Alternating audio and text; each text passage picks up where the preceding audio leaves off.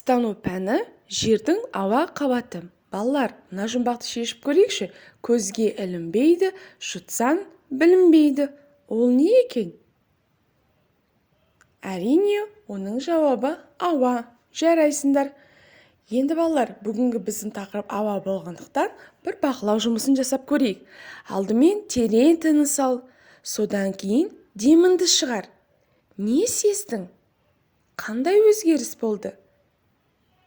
Келесі, қайта тыныс алып, деміңді шығармай, ішіңде ұстап тұр. Енді не байқадың? Яғни біз ауасыз тіршілік ете аламыз ба екен? Ауасыз ешбір тірі ағза тіршілік ете алмайды екен балалар. Яғни біз ұзақ уақыт дем алмай жүре алмайды екенбіз.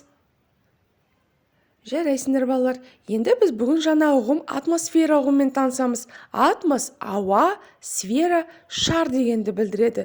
Жердің ауа қабаты ол жерді қатты суып, не ысып кетуден сақтайды. Сондай-ақ зиянды әсерлерден қорғайды екен.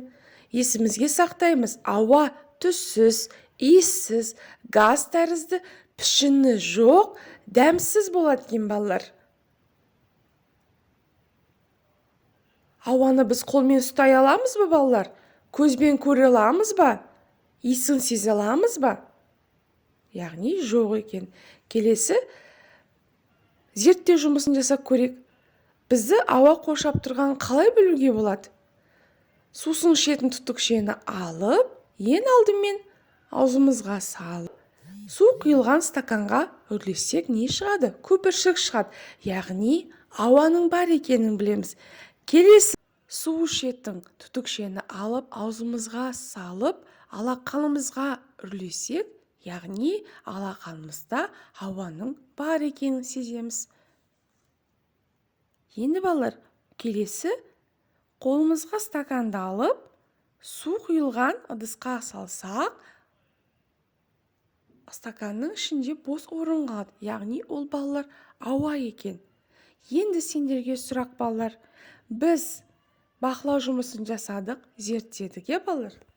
Ал сендерге сұрақ, ауадағы иістер, ауада иістер бола ма? Ауада гүлді хош иісі немесе түтіннің ащы иісі сезіледі деп жиі айтамыз. Неліктен? Ауаның иісі болмайды ғой деп кейде бір ой келеді. Яғни балалар, таза ауаның ешқандай иісі болмайды, бірақ түрлі заттардың иісі ауа арқылы таралады. Ауа барлық бос кеңістікті толтырып тұрады. Балалар, мына суретке назар аударайықшы. Фотосуретке қарап отырып, адамға осындай қалада тыныс алу оңай ма? Неліктен? Ауа таза болу үшін сен не істей алар едің? Кәне осы сұрақтарға жауап берші. Енді видеоға назар аударамыз. Адамдар тіршілік ету барысында жердің ауа қабатына әсер етеді. Мысалы, зауыттар мен фабрикалар ауаны ластайтын әртүрлі қалдықтар шығарады. Көліктер де ауаны ластауда.